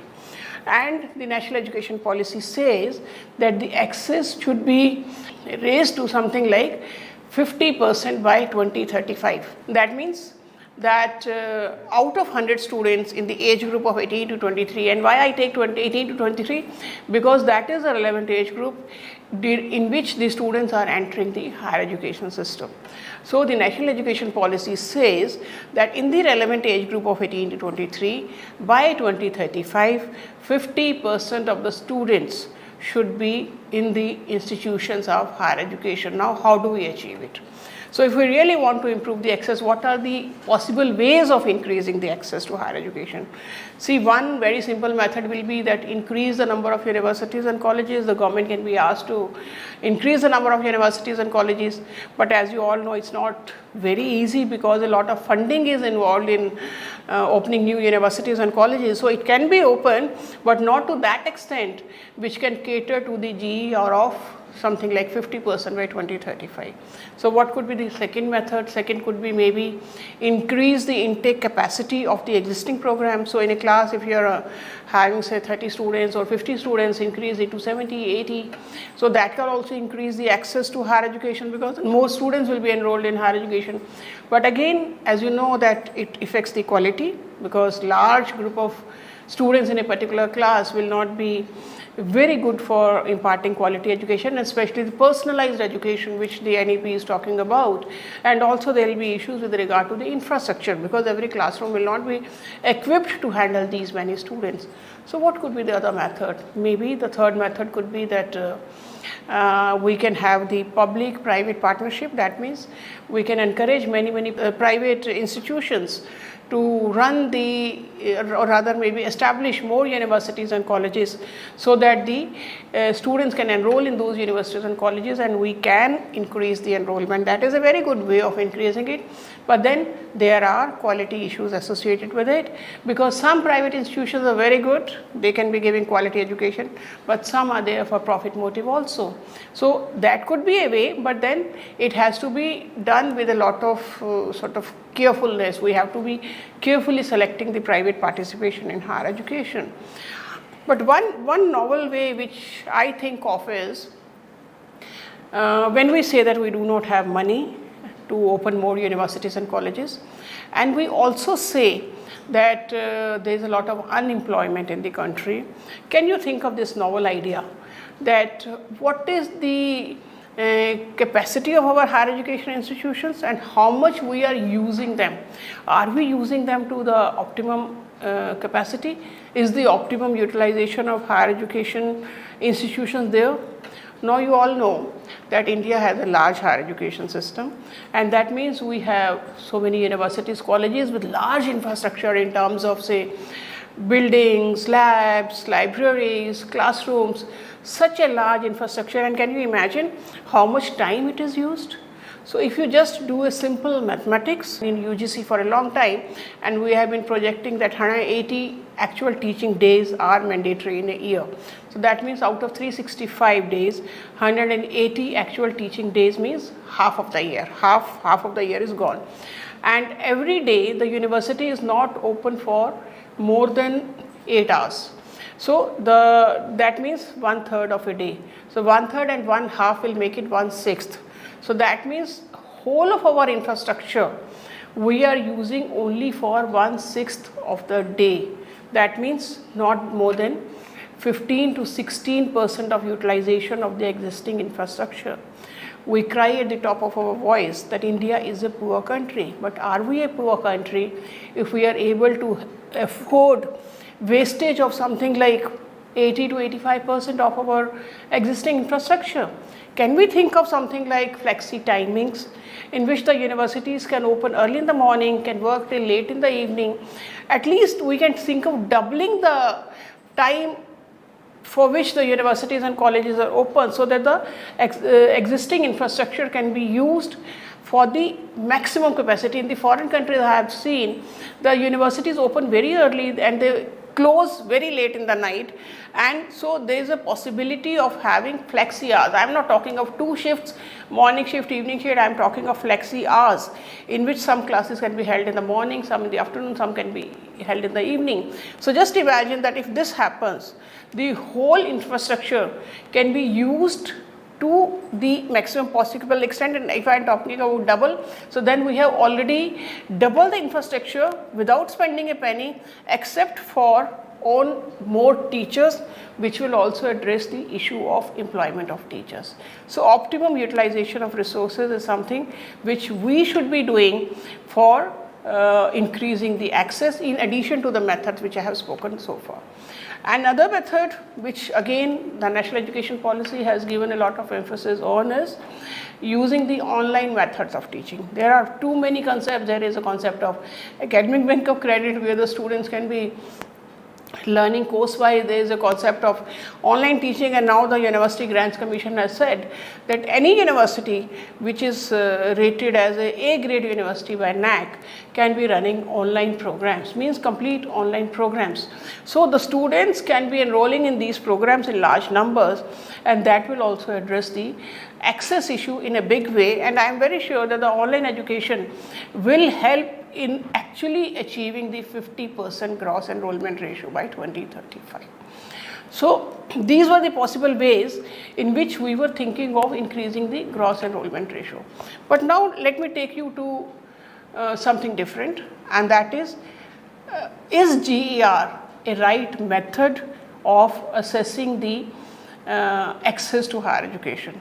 And we did a study. I at AIU did a study, and I published a paper in Economic and Political Weekly, which is available on eligible enrollment ratio. You know, how do we measure gross enrollment ratio? That is the number of persons enrolled in higher education divided by the number of persons who are in the age group of 18 to 23. But are all the people in the age group of 18 to 23 eligible to get admission in higher education? No. Who is eligible to get admission in higher education? The persons who have passed 12th class. So who will be the eligible population who will be able to get admission in higher education? That means persons in the age group of 18 to 23 who have passed 12th class.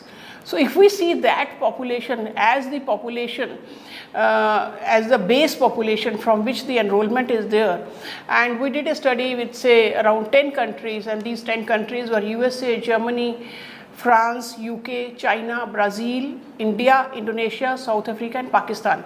So these 10 countries we studied for a period of 2013 to 17 to see what is the difference between gross enrollment ratio and eligible enrollment ratio in these countries.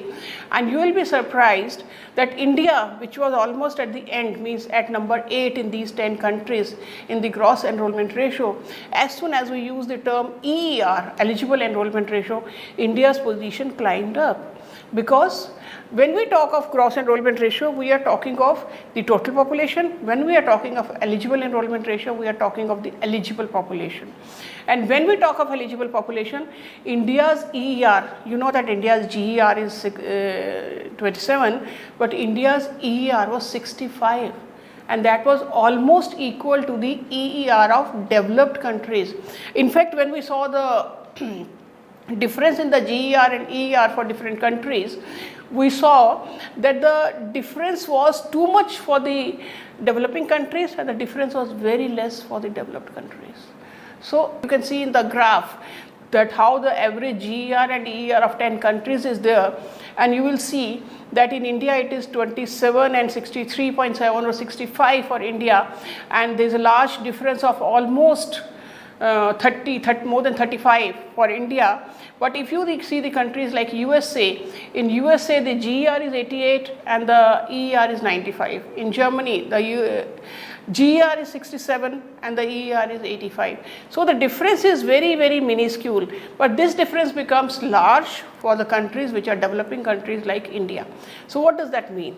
It means that the gross enrollment ratio, which is a ratio of the enrollment of the total population, and which we are thinking as a problem of the higher education system, is actually a problem at the lower education, means at the school education. Because if we have enough population, say more population who are eligible to get admission in higher education, then with that base population, and even if we have the existing, like right now also if you see the transition rate, large, something like 90% students who are passing 12th class are going to higher education, but the 12th pass outs are very less. So with the same transition rate, the GER can be reaching very high. So therefore we have to address the problem at the school education. We have to reduce the dropouts at the school level. We have to increase the number of pass outs who are past 12th class and are eligible to get admission into higher education. And the moment we increase that base, the admission to higher education is already there. Even if the existing level of admission to higher education, the GER will climb like anything. And the 65 which I am telling you, the 65 EER is already comparable. I mean, we are talking of 50, but 65 is already there in India, where the eligible enrollment ratio is almost comparable to any developed country. Therefore, my opinion is that when we measure access and equity, we should be talking of both, because GER is a concept which is widely used, so we don't say that GER should be not used at all, but GER should be used along with the EER. So GER and EER both together will decide that what is the actual scenario of access to higher education. We cannot depend upon only one parameter, that is GER. We should be talking about GER and EER and then say where the India stands, because GER is a concept which was developed by the Western countries. So in India or the developing countries, EER maybe is it would be a better measure, because it actually talks of the problem, where it is, where to hit and where to address the problem.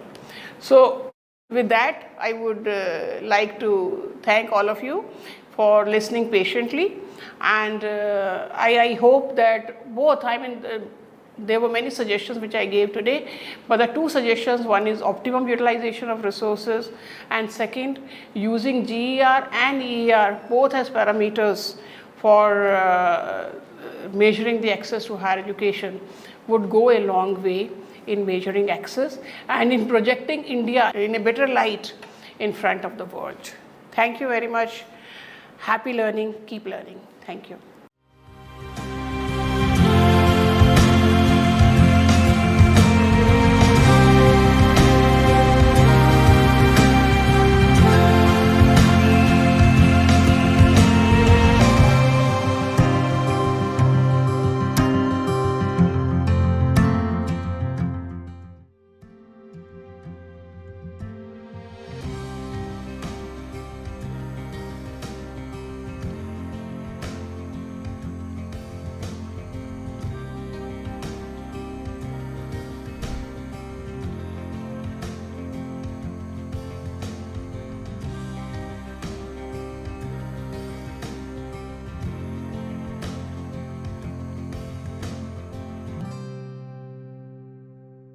Welcome learners.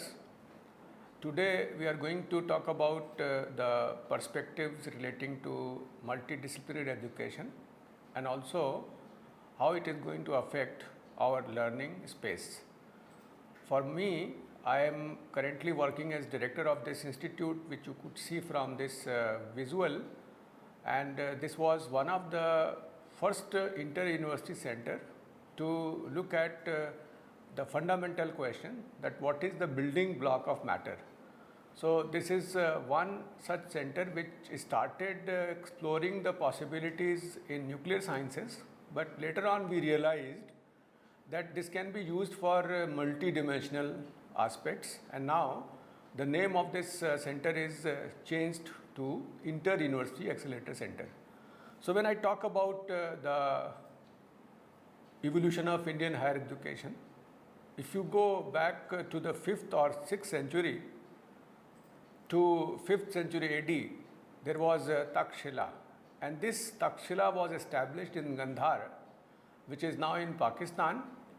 The Vedas and also the 18 arts, which included skills such as archery, hunting, and elephant lore, they were taught in these school of learnings, law schools, medical school, and school of military science. The Ayurvedic healer Charak, he studied at Takshila. Arthashastra by Chanakya, Kautilya was also composed at Takshila. It is not me, but you can see it from Wikipedia. The University of Nalanda, which was during the 5th century to 12th century in India, it has the greatest achievement of ancient period in the field of education. It was one of the world's first residential universities, and about 10,000 students, 2,000 teachers, they were on the campus, and the faculty student ratio is unimaginable. It was 1:5. The library was a 9-storied building, and meticulous copies of texts were produced and preserved in this library. Students in those days, they studied science, astronomy, medicine, and logic as diligently as they applied themselves to metaphysics, philosophy, Sankhya, Yoga Shastra, the Vedas, and the scriptures of Buddhism.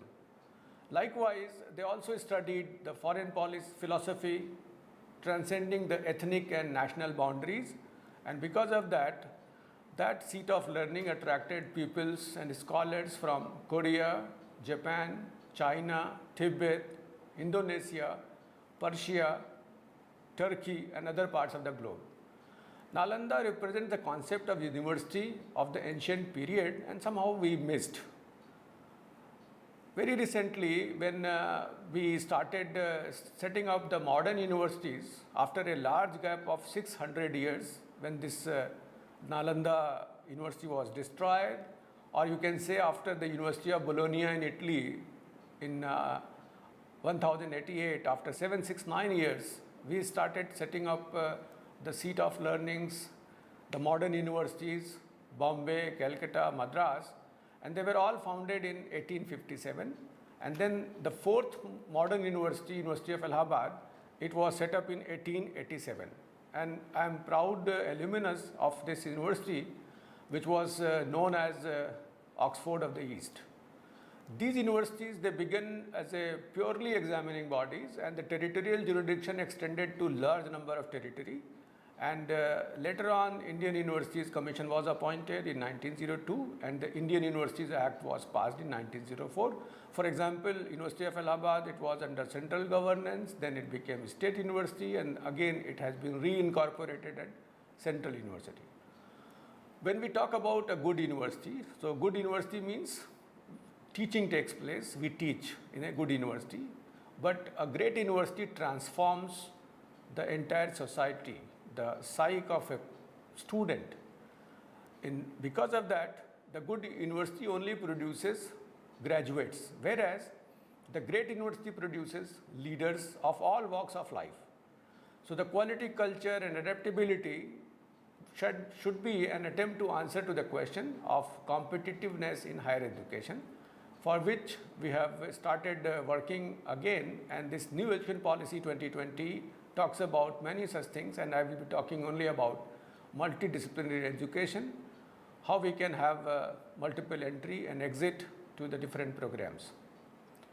Before that, why this multidisciplinarity is important, I will let you know that this is called a dawn of knowledge era, in which the science and technology has developed in such a manner that we can see the unparalleled economic growth, because of which there is a globalization, there is a competition, innovation, and also simultaneously you can see uncontrolled exploitation of Earth's resources.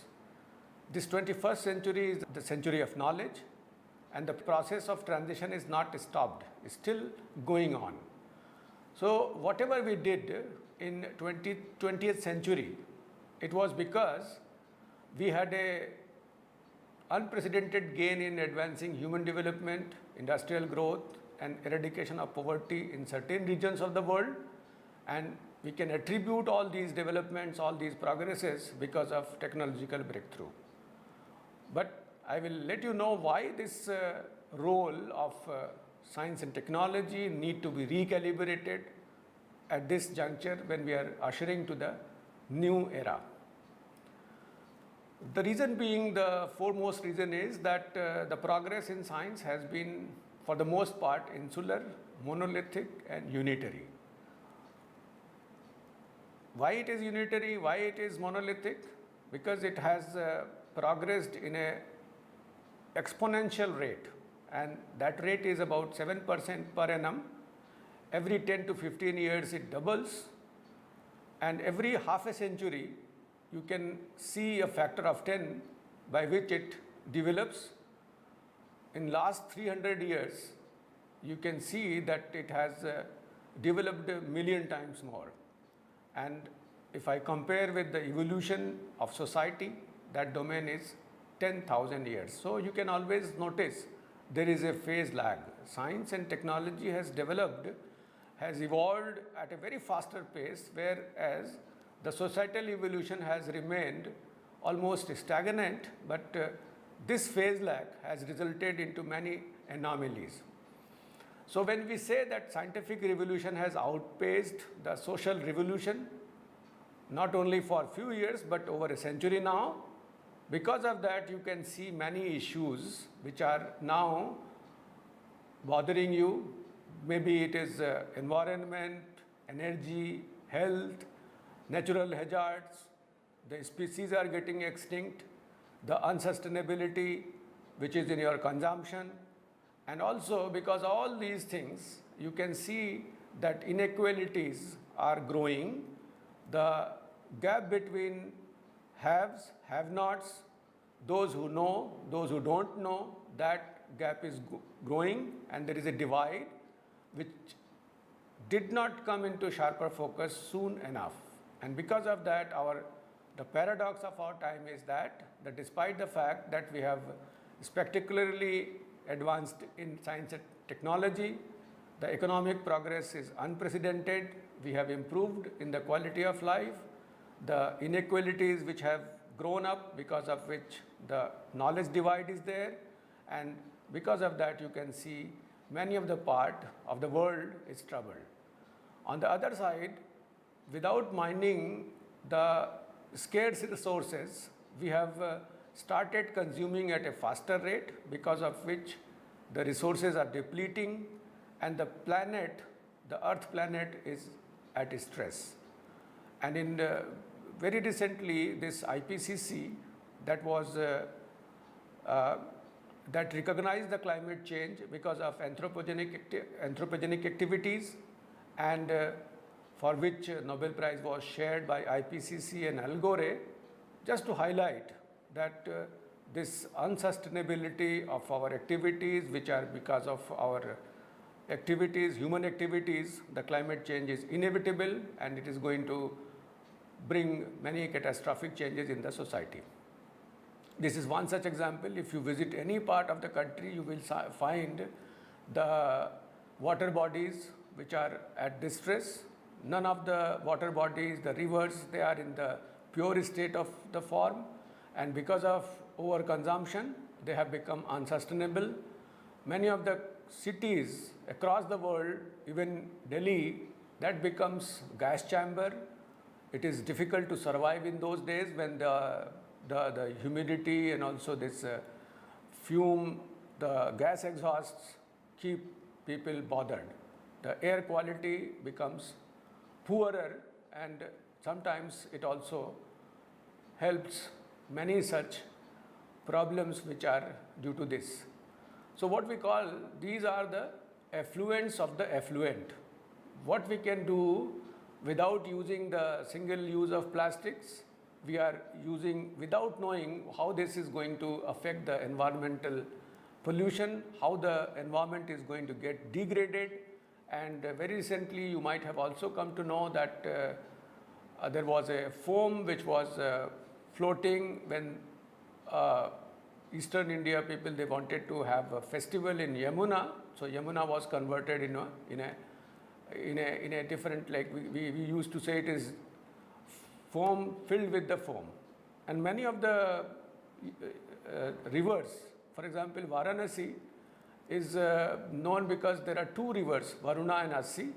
Assi river is almost converted as a nala.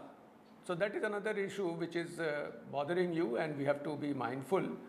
The other important thing is the health and human being, they are affected because of epidemics, because of several terminal diseases, and because of the quality of life. The aging population is on the higher side, but we are not able to sustain their activities, and this is one such area in which we need to worry, and that is many of the species, they are getting extinct. So why this is happening, we need to look at this part, and because of that we have to have the phase lag which is there between societal lag and also societal evolution, and also the technological development need to be minimized to make people understand that we have to work for the sustainability of this earth. Another important dimension which has been added is because of the shrinking time domains. Way back in 1830 when Faraday discovered about the Faraday's law, it took more than 50 years to get it implemented in terms of some kind of technology, electricity. The DNA model which was proposed by Watson Crick, 20 years took for genetic engineering to take forward. Very recently when carbon nanotube by IGNOU came in 1991, within 10 years it got implemented in logic circuits.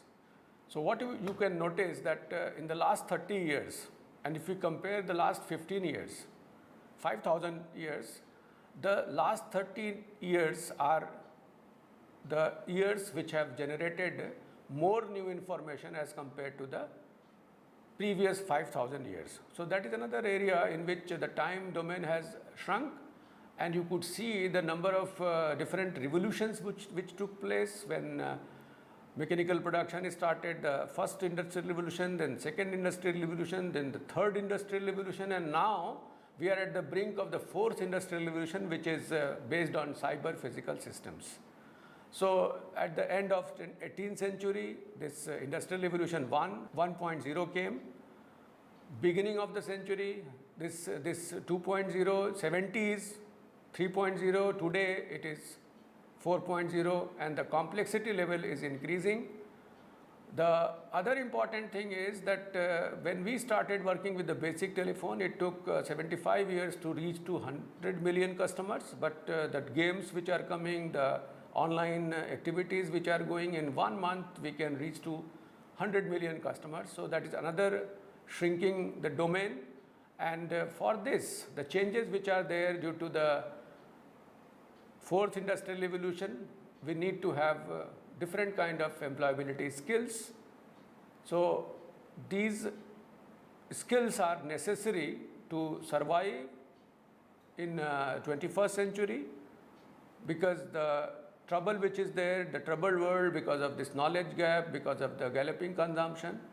So the violence and terror, changing skill sets, the employability requirements, lifelong learning necessity, changing the learner profile, be it family structure from joint family to nuclear families to large number of demographic dividend which is due to which gives you the adolescent concerns, and also the growth of knowledge which I have just exemplified, the changed work environment, people have become tech savvy.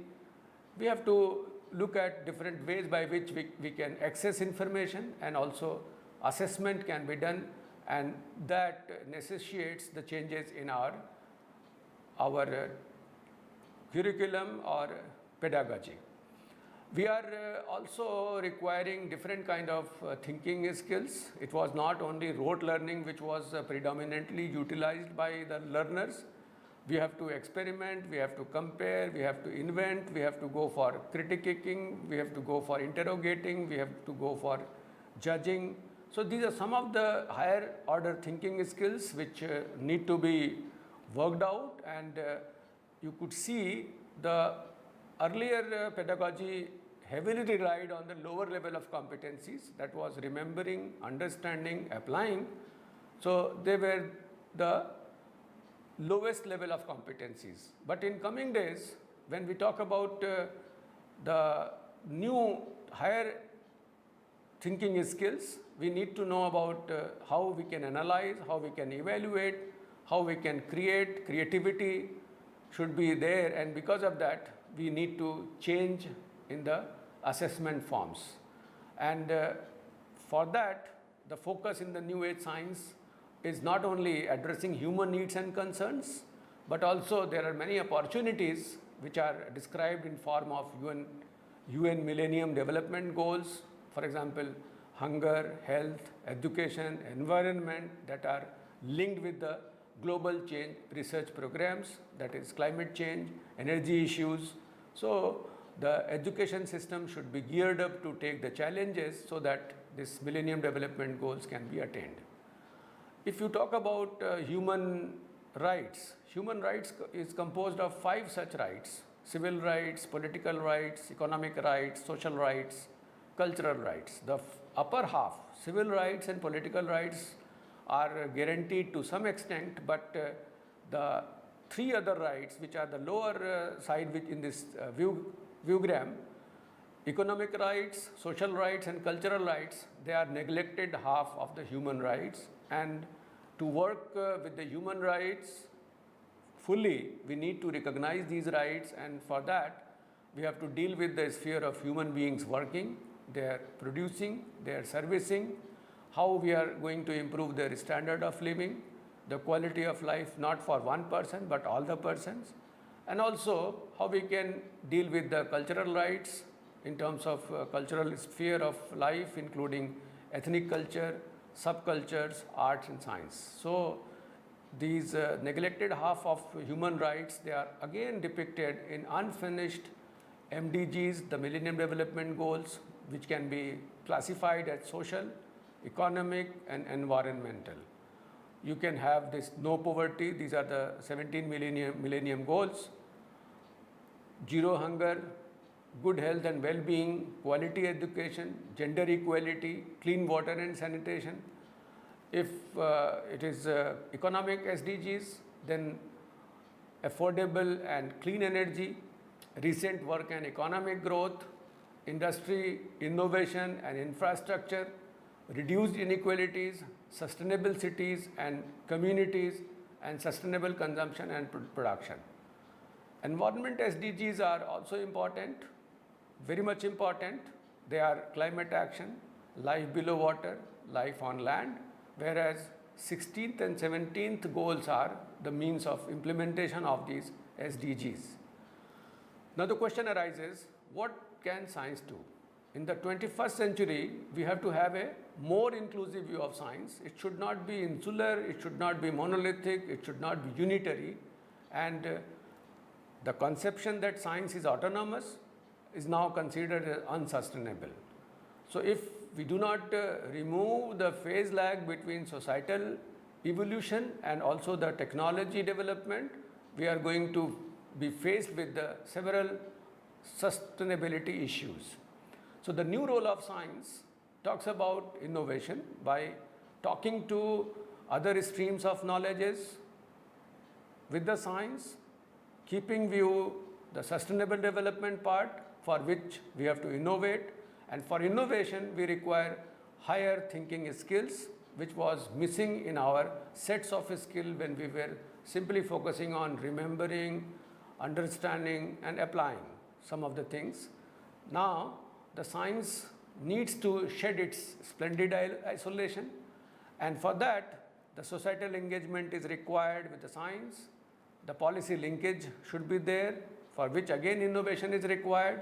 So we need to have a synergy between scientific and societal progress, and that helps both science as well as society. Why?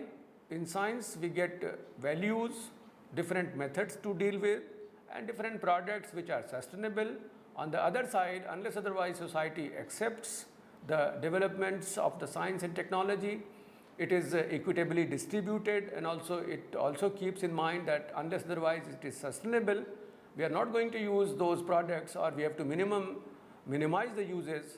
Then both science and society cohabit with each other, and because of that the science becomes responsible, transparent, and understand the full implications of new discoveries in the context of moral and ethical values and sustainability of our planet, whereas society sheds its cynicism and skepticism about science and recognizes its centrality for human good.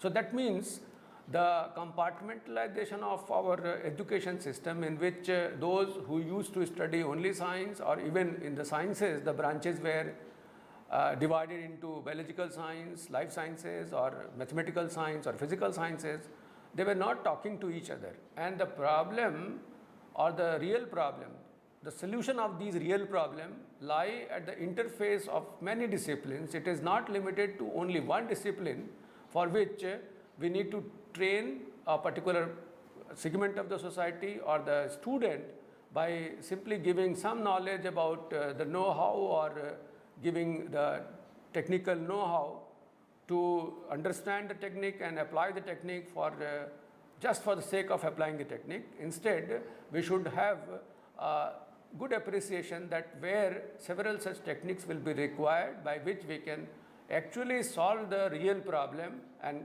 find out the problems which are needed for the sustainable development of our country. Another important thing is that if you look at the pass percentage and also the learning outcome, if you are good at understanding, the chances of failure will be minimum. If you don't understand, definitely the student is going to fail the examination. On the other side, this quadrant also gives you a kind of feeling that if you know better, if you have a good understanding, you will pass the examination. So on top, both the things are same. Like if you understand better, the chances of failure will be minimum, and chances of passing will also be reasonably good.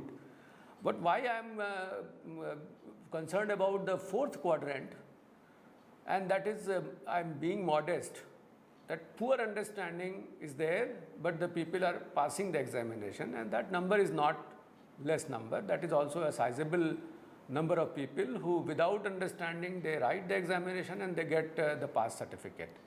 So that is a matter of concern for all of us, and unless otherwise we ensure that the student has understood or the learning outcomes are achieved, this will be a simple example of getting some kind of certificate without knowing much.